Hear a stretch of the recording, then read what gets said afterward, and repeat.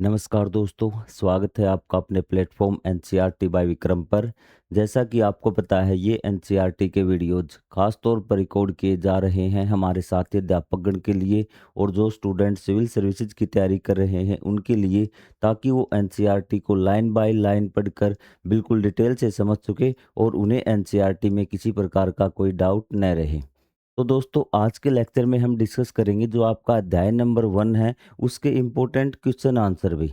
जब हमने इसके कंप्लीट क्वेश्चन आंसर किए थे, तो कईयों के कमेंट आए थे कि सर हमें क्या सारे के सारे क्वेश्चन आंसर याद करने पड़ेंगे? तो मैंने आपका जवाब दिया था, नहीं, आपको सारे के सारे क्वेश्चन आंसर याद करने की कोई आवश्यकता नहीं है। तो मैं आपको सिर्फ 3 या 4 क्वेश्चन करवाऊँगा जिसमें, और यदि आपने वो 3 या 4 क्वेश्चन कर लेंगे ना, तो आपको पूरा अध्याय भी समझ में आ जाएगा और आपके एग्जाम में चाहे किसी प्रकार से क्वेश्चन पूछ ले, आपको इन्हीं में से क्वेश्चन देखने को मिलेगा। तो चलिए, ज़्यादा समय आपका वेस्ट नहीं करते हैं, हमारा आज का लेक्चर स्टार्ट करते हैं। तो लेक्चर स्टार्ट करने से पहले एक बात और मैं कहना चाहूँगा कि आप पूछेंगे कि सर सभी लेसनों के इंपॉर्टेंट क्वेश्चन आंसर करवाएंगे क्या? हाँ जी, हम आपको सभी जो लेसन है आपके, सभी के सभी इंपॉर्टेंट क्वेश्चन आंसर मैं आपको करवाऊंगा। और आप पूछेंगे सर वीडियो कहाँ पे मिलेंगे? तो आप चैनल के प्लेलिस्ट वाले सेक्शन में जाइए, वहाँ पे आपको क्लास 7 के क्वेश्चन आंसर की प्लेलिस्ट मिल जाएगी। उसके साथ ही हमने क्या किया, जो क्लास 7 के स्टूडेंट्स हैं उनके लिए अलग से प्लेटफॉर्म बना दिया गया है। आपको सर्च करना है एनसीईआरटी बाय विक्रम क्लास 7, और उस चैनल के जब आप प्लेलिस्ट वाले सेक्शन में जाओगे तो आपको सिर्फ क्लास 7 की प्लेलिस्ट मिलेगी। इससे क्या है, आपको ज़्यादा ढूंढना नहीं पड़ेगा और आप कोई भी सब्जेक्ट आसानी से पढ़ सकते हैं। तो मैंने शुरुआत के आपके 2 मिनट वेस्ट किए, तो इसके लिए मैं आपसे माफ़ी चाहूँगा। तो चलिए, हमारा आज का जो लेक्चर है अब हम वो स्टार्ट करते हैं। तो पहला क्वेश्चन है, हम प्राकृतिक संसाधनों का वर्गीकरण कैसे कर सकते हैं भी? तो हमारे जो प्राकृतिक संसाधन हैं, तो उनका वर्गीकरण कैसे कर सकते हैं भी? तो उससे पहले हम 2-3 पॉइंट और देख लेते हैं संसाधन के बारे में, कि संसाधन आपका होता क्या है भी। सबसे पहले तो हम संसाधन को पढ़ना ना, कि संसाधन क्या होता है। आपकी बुक में दिया नहीं होता कि संसाधन क्या होता है, तो ये क्वेश्चन नहीं है, लेकिन आपसे पूछ सकता है एग्जामिनर कि संसाधन क्या होता है। बिल्कुल आसान भाषा में आपको याद करवाएंगे कि संसाधन क्या होता है भी। आप कहेंगे सर, वो कोई भी वस्तु जो मनुष्य के उपयोग में लाई जाती है भी, जो वो कोई भी वस्तु जिसका मनुष्य उपयोग करता है, वो क्या होती है? आपकी संसाधन कहलाती है। सबसे आसान यही डेफिनेशन है भी। ठीक है, कोई भी वस्तु जो मनुष्य के क्या है, उपयोग में लाया लाता है वस्तु। उपयोग मतलब जो उसके काम की चीज होती है ना, वही क्या है, आपकी संसाधन। आप कहेंगे सर फिर संसाधन कितने प्रकार के? वैसे आपकी कैटेगरी संसाधन की कितनी है? आपकी कैटेगरी है संसाधन की 2 प्रकार की।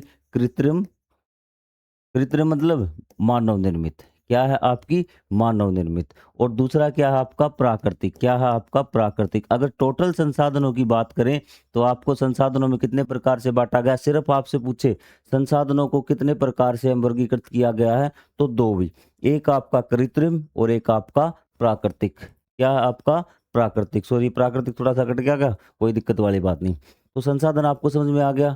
कोई भी वो वस्तु जिसको मनुष्य अपने उपयोग में लेता है, वो वस्तु आपकी संसाधन कहलाती है भी। या फिर बोल सकते हैं, कोई भी वो वस्तु जिसको मनुष्य के जीवन को क्या बनाती है? सुविधाजनक बनाती है, ऐसा भी बोल सकते हैं। वो कोई भी वस्तु मनुष्य के जीवन को आसान बनाती है, वो क्या है? आपकी संसाधन है। अब आपको यहाँ पे पता चला कि कृत्रिम और प्राकृतिक। एक बार संसाधन के उदाहरण देख लेते हैं भी। ठीक है, एक हवा बताइए भी, क्या है आपकी? हवा। मनुष्य के काम में आती है या नहीं आती? आप कहते हैं सर आती है, तो ये क्या है आपका? संसाधन है। आपका पेन है आपके बैग में या किताबें हैं, ये आपके काम में आती है या नहीं आती? आप कहेंगे सर आती है, तो ये क्या है आपका? संसाधन है। क्या है आपका? ये संसाधन। ठीक है, क्लियर, समझ गए? वो कोई भी वस्तु जो मनुष्य के काम आती है या फिर अपने जीवन में उपयोग करता है, तो वो क्या कहलाती है? आपकी संसाधन कहलाता है। अब मुझे बताइए, हवा को मनुष्य ने बनाया है क्या? नहीं सर, हवा को मनुष्य ने नहीं बनाया, ये तो प्राकृतिक है भी। तो वो वस्तुएं, वे संसाधन जो हमें प्रकृति से प्राप्त होते हैं, वे आपके प्राकृतिक संसाधन होते हैं। और वे संसाधन जिसको मनुष्य ने बनाया है, वो आपके कृत्रिम संसाधन कहलाते हैं। तो क्या आप पेन बता सकते हैं कौन से संसाधन है? आप कहेंगे हाँ सर, अब तो हम बता सकते हैं कि पेन क्या है आपका? कृत्रिम संसाधन है।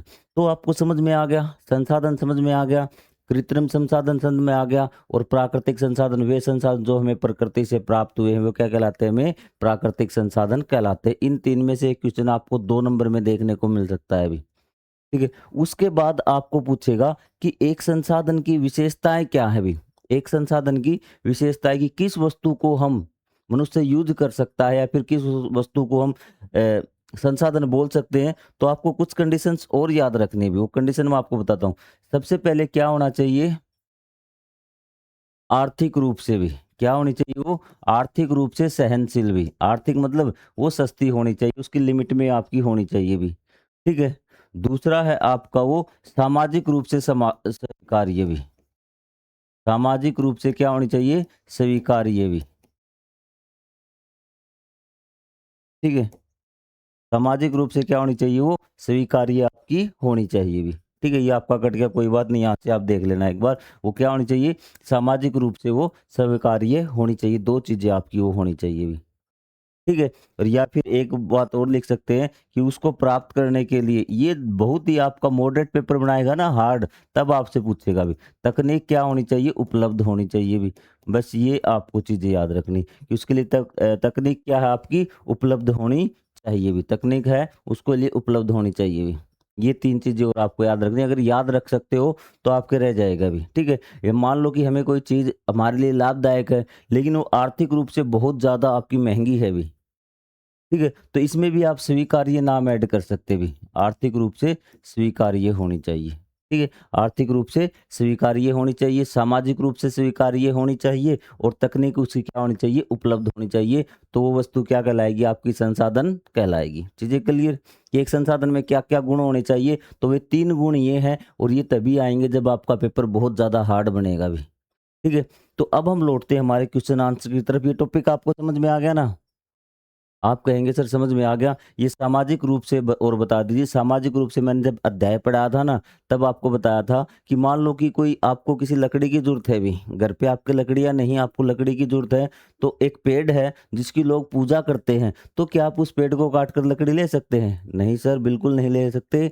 वो क्या धार्मिक आस्था जुड़ी हुई है, तो क्या वो स्वीकार्य होगा? आप कहेंगे सर नहीं, वो सामाजिक रूप से स्वीकार्य नहीं है अभी। और तकनीक उपलब्ध कि आपको पेड़ चाहिए, आपके पास कुल्हाड़ी है ही नहीं काटने के लिए, तो क्या होगा? वो पेड़ आपके लिए संसाधन होगा क्या? आप कहेंगे सर नहीं होगा, उसकी कुल्हाड़ी होगी ना तभी संसाधन होगा, मतलब तकनीक उपलब्ध होगी तभी वो चीज़ हम संसाधन को प्राप्त कर सकते हैं। ये 3 गुण अगर होंगे तो उस वस्तु में क्या कहलाएगा? वो संसाधन कहलाएगी। चीज़ें क्लियर? कोई डाउट नहीं? हाँ सर, अब कोई डाउट नहीं। अब हम हमारे क्वेश्चनों की ओर लौटते हैं।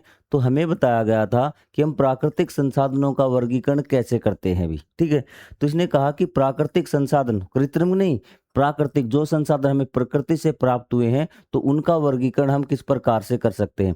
तो जब हमने अध्याय पढ़ा था, तो हम उसका 2 प्रकार से उसका वर्गीकरण कर सकते हैं, मतलब उसको बाँट सकते हैं भी।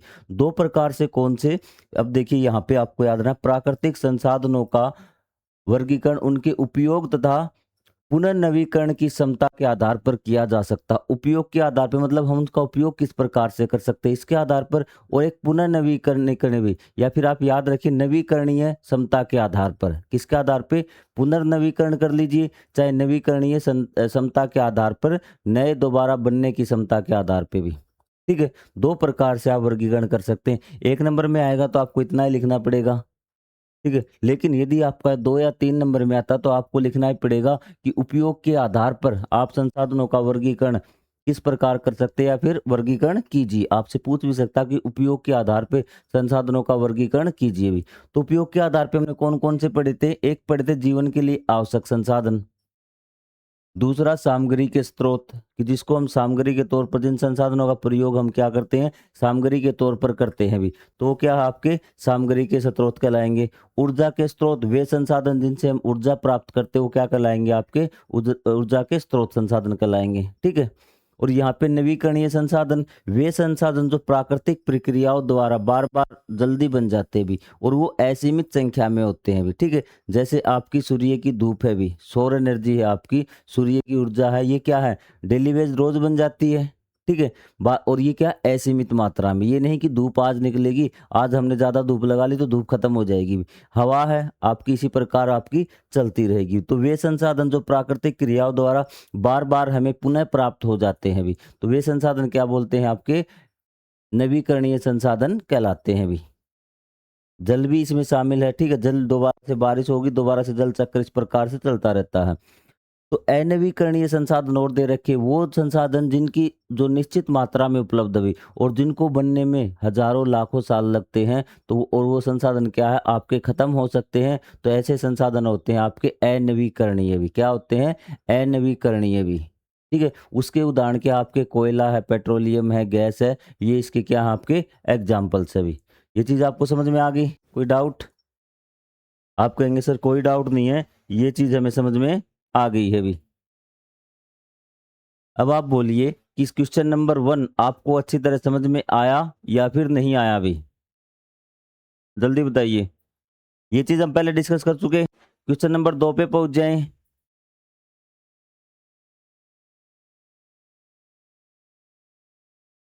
एक बार इनको देख लिए अच्छे से, ताकि आपका जो एग्जाम्पल है ना वो भी आपको समझ में आ जाए भी। तो हमने पढ़े थे उपयोग के आधार पे संसाधन भी।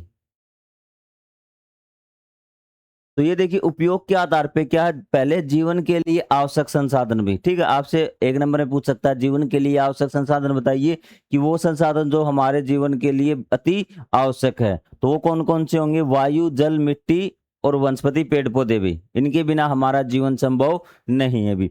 वे संसाधन जिनसे हमें सामग्री के तौर पर प्रयोग करते हैं, तो वे कौन से आपके? मिट्टी है, खनिज है, ठीक है, धातुएं हैं, ये क्या है आपके? ये सारे हम क्या है, हम सामग्री के तौर पर यूज करते हैं। इनसे हम अन्य चीजें बनाते हुए संसाधन आपके क्या कहलाते हैं? सामग्री के स्रोत।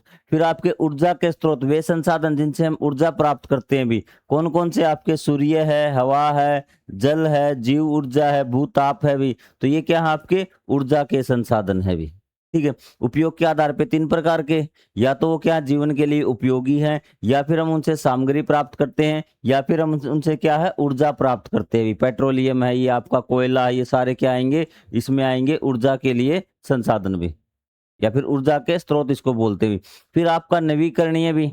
नवीकरणीय आपको बता दिया, वे संसाधन जो जल्दी से प्राकृतिक प्रक्रियाओं द्वारा या फिर जल्दी से दोबारा तैयार हो जाते हैं, तो वे संसाधन क्या कहलाते हैं? आपके नवीकरणीय संसाधन कहलाते हैं। ये असीमित होते, जल्दी से आपके खत्म नहीं होते भी, या खत्म नहीं होते भी। और आपका अनवीकरणीय संसाधन, अनवीकरणीय संसाधन वे संसाधन होते हैं जिनको बनने में हजारों लाखों सालों का समय लगता है, और उनके निश्चित भंडार है, मतलब सीमित है, वो लिमिटेड है।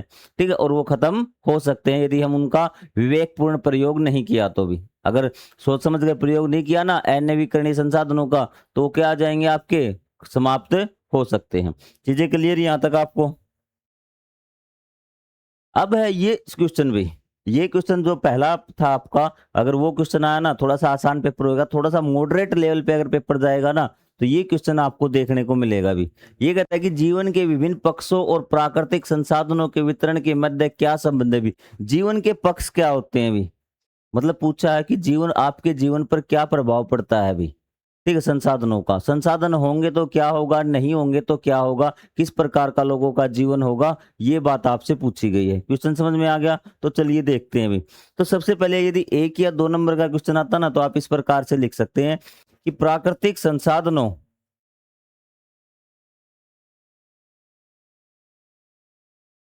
कि प्राकृतिक संसाधनों का वितरण मानव जीवन के अनेक पक्षों को प्रभावित करता है भी, अनेक पक्षों को। ठीक है, आपको पक्षों के नाम आपको बाद में लिखने हैं भी। ठीक है, इसमें आपको पक्षों के नाम लिख लें, आपको सीधा लिख लेना है कि मानव जीवन और प्राकृतिक संसाधनों के बीच में क्या संभव है। आप कहेंगे तो प्राकृतिक संसाधन ना, वो मानव जीवन के अनेक पक्षों को प्रभावित करता है भी। जहां संसाधन अधिक उपलब्ध होते हैं, वहां जीवन की गुणवत्ता और समृद्धि अधिक होती है। इसने कहा कि जहां पे संसाधन ज्यादा होंगे ना, वहां जीवन आपका बढ़िया होगा।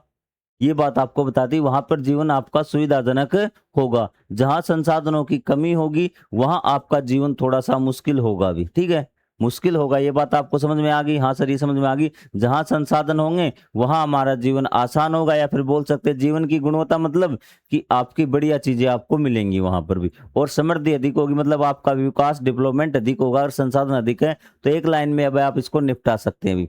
अब हम समझ लेते हैं कौन कौन से पक्षों की बात कर रहा है अभी। सबसे पहले हम बात करते हैं बसावट और बस्तियों का विकास भी।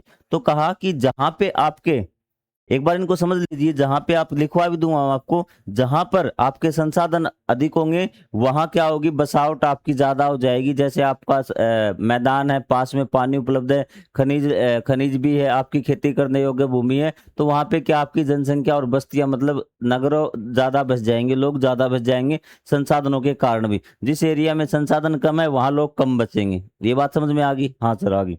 उद्योग और रोजगार के अवसर, जहां आपके संसाधन होंगे वहां पे क्या है, आपका उद्योग लग जाएंगे और रोजगार के अवसर बढ़ेंगे। ये चीज भी क्लियर? हाँ सर ये चीज समझ में आ गई। व्यापार और आर्थिक विकास, जहां आपका उद्योग होगा वहां पे व्यापार भी बढ़ेगा और उस क्षेत्र का आर्थिक विकास भी होगा। ये भी कोई याद करने वाली बात नहीं है, तो आपकी पहली बात से जुड़ी हुई है भी। अंतर्राज्यीय और अंतर्राष्ट्रीय संबंध भी, इसमें देखिए कि अगर संसाधन होने, इसको छोड़ दीजिए, आप छोड़ दीजिए, कोई इंपॉर्टेंट नहीं भी। जीवन की गुणवत्ता और सुविधाएं, ये हम पहले पढ़ चुके कि यदि जहां पर संसाधन उपलब्ध होंगे तो वहां पे क्या होगा, जीवन की गुणवत्ता में सुधार आपका आएगा भी। ठीक है। असमान वितरण के कारण समस्याएं, ये हम नेगेटिव पॉइंट में पढ़ेंगे, इससे आगे वाले प्रश्न में भी क्या है, आगे वाले क्वेश्चन में हम पढ़ेंगे भी। ये दो चीजें आप छोड़ देना एक बार। अब है आपका निष्कर्ष, यदि और छोटा लिखना चाहें और स्टिक लिखना चाहें कि आपको इस प्रकार से नहीं लिखना कि जीवन की गुणवत्ता सुधर जाती है, मानव लोग वहां पे और अधिक रहने लगते हैं, ठीक है, रोजगार के अवसर बढ़ते हैं, आपके औद्योगिक धंधे वहां पर लगते हैं भी। तो यहाँ पे क्या, प्राकृतिक संसाधनों का वितरण का सीधा प्रभाव, ठीक है, या फिर वितरण लगना भी, ये रहने देना। प्राकृतिक संसाधनों का सीधा प्रभाव मानव जीवन के सामाजिक, आर्थिक और राजनीतिक और पर्यावरण सभी पक्षों पर पड़ता है। ये लाइन आप लिख सकते भी। कौन कौन से पक्षों पर? सामाजिक, आर्थिक, राजनीतिक और पर्यावरणीय पक्षों पर पड़ता है। ये चीज आप लिख सकते हैं भी। लिख लोगे? एक बार आप कहते हैं स्क्रीन शॉट ले लेने दीजिए सर, लो स्क्रीन शॉट आप ले लीजिए भी। क्लियर है? यहाँ पे देखिए भाई, जो मैंने आपको बताया था ना, आपको इसमें क्या पॉजिटिव इफेक्ट लिखने और थोड़े से नेगेटिव भी लिखने। अगर आप और ढंग से क्वेश्चन लिखना चाहते हैं तो सबसे पहले क्या लिखेंगे, आप पॉजिटिव लिखेंगे। पॉजिटिव में कौन सा आएगा कि जहां संसाधन होंगे बस्तियां ज्यादा होंगी, उद्योग के अवसर होंगे, व्यापार और आर्थिक विकास होगा, ठीक है, और जीवन की गुणवत्ता भी और सुविधाएं उसको मिलेगी भी। ठीक है, फिर क्या होता है अभी, इसके नेगेटिव क्या, ये तो आपने महत्वपूर्ण चीजें बता दी। इसके नेगेटिव क्या भी, नकारात्मक क्या बोलेंगे, नकारात्मक चीजें क्या होंगी भी, नकारात्मक जो चीजें होंगी ना वो आपकी क्या होंगी भी, नेगेटिव थिंग। पहला भी, दो पक्षों के बीच में लड़ाई भी, क्या है, दो पक्षों के बीच में लड़ाई भी, संघर्ष बोल सकते हैं भी। ठीक है, कभी कभी संसाधनों को लेकर दो पक्ष, दो राज्यों के बीच में, दो देशों के बीच में कि ये संसाधन मेरे, इस प्रकार संघर्ष भी हो जाता है और कई बार तो युद्ध भी होते हैं भी। पहली बात क्लियर? ठीक है, ये इसका क्या है, नेगेटिव है कि दो पक्षों के बीच में क्या है, आपकी लड़ाई हो सकती है भी। ठीक है, संसाधन किस प्रकार से भी। ठीक है, इनका अधिक उपयोग, पहला ये हो गया। दूसरा है अधिक उपयोग भी, यदि हम इसका अत्यधिक उपयोग करेंगे ना तो पर्यावरण के लिए क्या हो जाएंगे, ये खतरा हो जाएंगे, पर्यावरण को नुकसान पहुंचाएंगे भी। ठीक है, दूसरा हो गया। तीसरा है असमान वितरण भी, क्या है, असमान वितरण। इनका क्या है, असमान वितरण है। असमान वितरण क्या है भाई, यह आपसे क्वेश्चन भी पूछा जा सकता है कि असमान मतलब जो समान नहीं है, वितरण मतलब बंटवारा भी, वितरण मतलब बंटवारा। दो शब्द हैं आपके बस, देखो, एक तो आपका असमान, आपसे पूछ सकता है कि संसाधनों का असमान वितरण किस प्रकार से है, तो यहां से आप देखना कि आप समझ में आ जाएगा। असमान मतलब जो आपका समान नहीं है, वितरण मतलब बंटवारा, जो बंटवारा समान नहीं, मतलब संसाधनों का जो बंटवारा ना पूरी धरती पर, वो आपका समान रूप से नहीं है भी, कहीं पे ज्यादा है और कहीं पर कम है भी। आपको आगे बात समझ में, ये क्या होता है, संसाधनों का असमान वितरण क्यों है, ये भी पूछ सकता है कि किस पर असमान वितरण से आप क्या समझते हैं, कहीं पे क्या आपका ज्यादा है और कहीं पे आपका कम है। और पूरे भारत में अलग अलग प्रकार के संसाधन मिलते हैं और इस प्रकार से क्या वो असमान वितरण है भी। कहीं पे आपका गैस मिल जाएगा, कहीं पे कोयला मिल जाएगा, कहीं पे आपकी समतल भूमि, कहीं पे पहाड़ में आपको मिल जाएंगे। तो ये क्या आपका संसाधनों का असमान वितरण है भी। ठीक है, एक और क्वेश्चन आपसे पूछ सकता है अभी, छोटा सा, मतलब बिल्कुल आपसे, ये सोच लो यूपीएससी लेवल की अगर परीक्षा लेगा ना आपसे तो ये क्वेश्चन पूछेगा अभी कि क्या आपको ये लगता है कि यदि किसी क्षेत्र में संसाधन है तो उसका आर्थिक विकास हो जाएगा, आप इस बारे में क्या सोचते हैं भी। आप कहेंगे कि सिर्फ संसाधन होने से आर्थिक विकास हो जाएगा क्या, आप कहेंगे सर नहीं, सिर्फ संसाधन होने से आर्थिक विकास नहीं होगा। हमारे लिए क्या है, वो संसाधन के लिए उसको प्रयोग करने के लिए हमारे पास क्या होना चाहिए, हमारे पास तकनीक होनी चाहिए भी। ठीक है, क्या होगा, संसाधन क्या होगा, जब हमारे पास तकनीक होगी भी, क्या होगी, तकनीक। और तकनीक के साथ क्या होना चाहिए, बाजार भी। क्या होना चाहिए, बाजार भी। क्या होनी चाहिए, बाजार। आपको दिख नहीं रहा क्या, थोड़ा सा शायद आपको व्हाइट कलर का ही नजर आ रहा होगा, इसको मैं थोड़ा सा करता हूं एक बार। अब ठीक है, कुल मिला के कोई दिक्कत नहीं। और थोड़ा सा मैं व्हाइट कलर का यूज कर देता हूँ, आपको दिख जाएगा भी। क्या होना चाहिए आपके पास, एक तो संसाधन होना चाहिए। संसाधन, उस संसाधन को प्रयोग करने के लिए क्या होनी चाहिए आपको, तकनीक भी। तकनीक आपकी होगी, यहाँ पे लिख देता हूं मैं आपको, तकनीक। और प्लस में क्या होना चाहिए आपका, बाजार, उसके बेचने के लिए भी। ये तीन चीज होंगी ना, तब आपका आर्थिक समृद्धि होगी, नहीं तो आर्थिक समृद्धि आपकी नहीं होगी। अकेले संसाधनों से आर्थिक समृद्धि नहीं हो सकती भी। चीजें क्लियर, ठीक है सर। अब आ जाइए, ये हमारा लास्ट क्वेश्चन है भी, और सबसे इंपॉर्टेंट क्वेश्चन यही है। बीच का पेपर बनाएगा ना, टीचर सोचते हैं कि ऐसा भी ना लगे बिल्कुल आसान आ गया, और ऐसा भी ना लगे बिल्कुल मुश्किल आ गया, तो यहाँ पर ये आपको समझाएगा भी। प्राकृतिक संसाधनों के असंधारणीय उपयोग या अतिशोषण से आप क्या समझते हैं। अतिशोषण मतलब असंधारणीय, संधारणीय का मतलब क्या होता है, एक शब्द है, पहले ये समझ लीजिए आप, ताकि आपको चीजें सब अपने आप समझ में आ जाएगी। सारी चीजें अपने ये शब्द ना आपका हर जगह यूज होगा भी, संधारणीय भी। ठीक है, कई बार यहाँ न भी लिख देते, कोई दिक्कत नहीं, आप इसको समझिए भी। इसका मतलब है कि हमें किसी चीज को विवेकपूर्ण तरीके से यूज करना है भी। विवेकपूर्ण मतलब दिमाग लगा के भी, विवेकपूर्ण।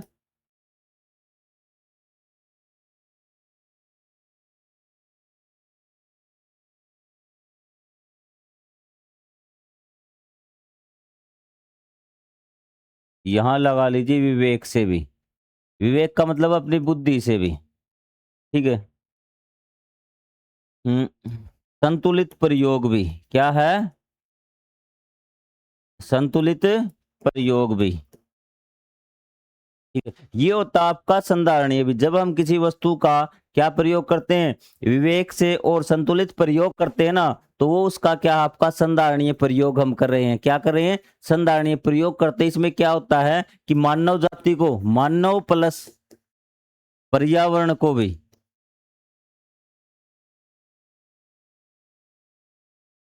कोई हानि नहीं होती। आगे अगर किसी भी चीज में आपसे पूछ लेना कि संधारणीय विकास क्या होता है, कृषि का संधारणीय प्रयोग क्या होता है, इसका संधारणीय प्रयोग क्या है, बस आपको लिखना है कि हमें उसको इस प्रकार से विवेक से और उसका संतुलित प्रयोग करना है, और इससे क्या है, मानव और पर्यावरण को किसी प्रकार की कोई हानि नहीं होती। ये आपका संधारणीय है। लेकिन आपसे पूछा असंधारणीय, क्या पूछा, असंधारणीय, तो आपको कोई दिक्कत वाली बात नहीं, असंधारणीय पूछा है तो हमें क्या है, यहाँ पे ए लगा दिया ना।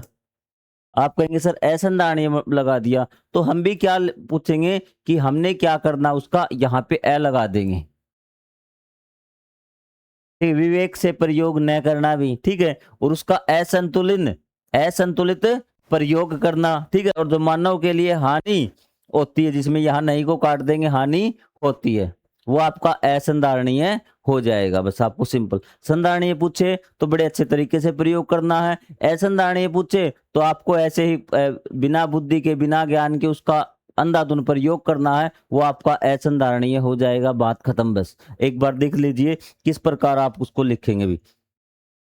प्राकृतिक संसाधनों का उनकी पुनर्जनन या पुनः पूर्ति की क्षमता से अधिक तथा अविवेकपूर्ण और अनियंत्रित तरीके से प्रयोग करना असंधारणीय उपयोग या अतिशोषण कहलाया है। कि मतलब उनकी बनने की दर से अधिक प्रयोग करना, क्या है कि वो संसाधन जिस रेट से बन नहीं रहे।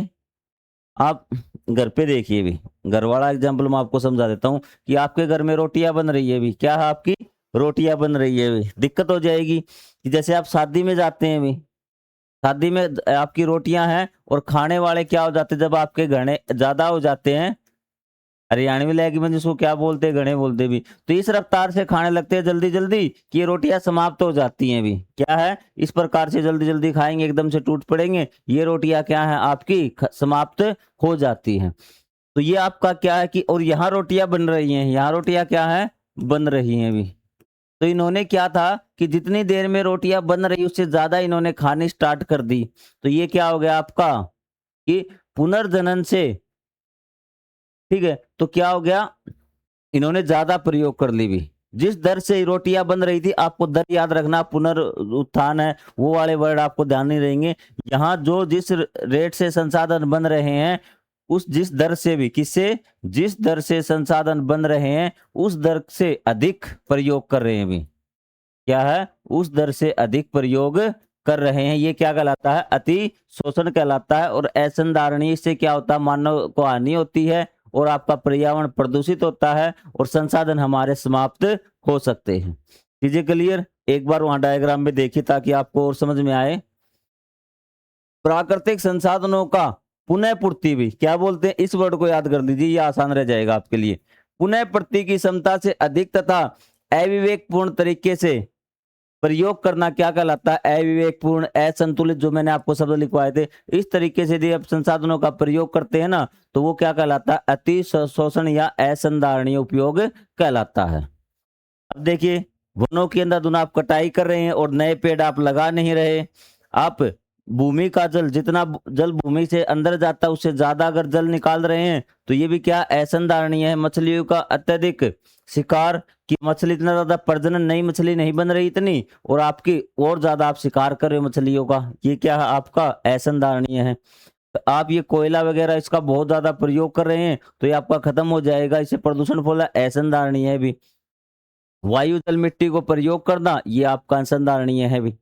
आपको समझ में आ गया। अब आपसे एक क्वेश्चन इसी को घुमा के पूछ सकता है कि जो आपके नवीकरणीय संसाधन हैं उसको हम अनवीकरणीय कैसे परिवर्तित हो सकते हो, अनवीकरणीय संसाधनों में कैसे बन सकते हैं। तो यहाँ पे देखिए सेम यही क्वेश्चन है, आपसे क्या पूछा है कि है तो वो क्या नवीकरणीय, मतलब नए नए बन सकते हैं भी। और हम वो अनवीकरणीय कैसे बन सकते हैं, वो आपको सिर्फ यही लिखना है कि यदि हम उनका अति शोषण करेंगे और क्या करेंगे असंधारणीय उनका उपयोग करेंगे तो क्या होगा, जो नवीकरणीय संसाधन है वो आपके अनवीकरणीय संसाधन बन सकते हैं। ये क्वेश्चन आपसे पूछ सकता है भी। कैसे होंगे यहाँ पर मैं लिख भी देता हूँ आपको, 3 वर्ड आपको याद करने भी। अगर हम इनका क्या कर देंगे अति शोषण भी, क्या कर देंगे अति शोषण भी, ठीक है, और असंतुलित उपयोग भी, असंतुलित उपयोग शॉर्ट में आपको याद रह जाएगा। असंतुलित उपयोग कर देंगे और अति शोषण कर देंगे तो क्या हो जाएगा, यहां पे लिख देता हूं भी,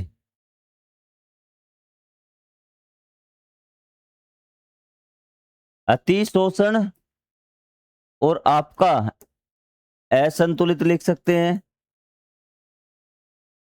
ये ल है भी उपयोग, या फिर यहां पे लिखते हैं असंधारणीय उपयोग भी,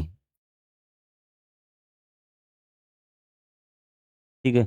तो इसके कारण क्या होगा कि जो आपके नवीकरणीय है ना, ये आपके नवीकरणीय हैं, ये किस में परिवर्तित हो जाएंगे अनवीकरणीय में। ये आपसे पूछ सकता है भी कि जो संसाधन आपके नवीकरणीय है वो अनवीकरणीय संसाधनों में कैसे परिवर्तित हो सकते हैं। यदि हम उनका अति शोषण करेंगे, असंतुलित उपयोग करेंगे तो क्या आपके जो नवीकरणीय संसाधन है वो अनवीकरणीय में कन्वर्ट हो जाते, बदल सकते हैं भी। तो बस आपसे यहाँ से क्वेश्चन पूछ सकता है घुमा फिरा के। जब आप पेपर देखोगे तो आपको इन्हीं क्वेश्चनों में से आपको मिलेंगे भी। कोई टॉपिक आपको न समझ में आया हो वो आप कमेंट करके पूछ सकते हैं। तो हम मिलेंगे अगले पार्ट में, तब तक के लिए जय हिंद, जय Bharat, thank you very much.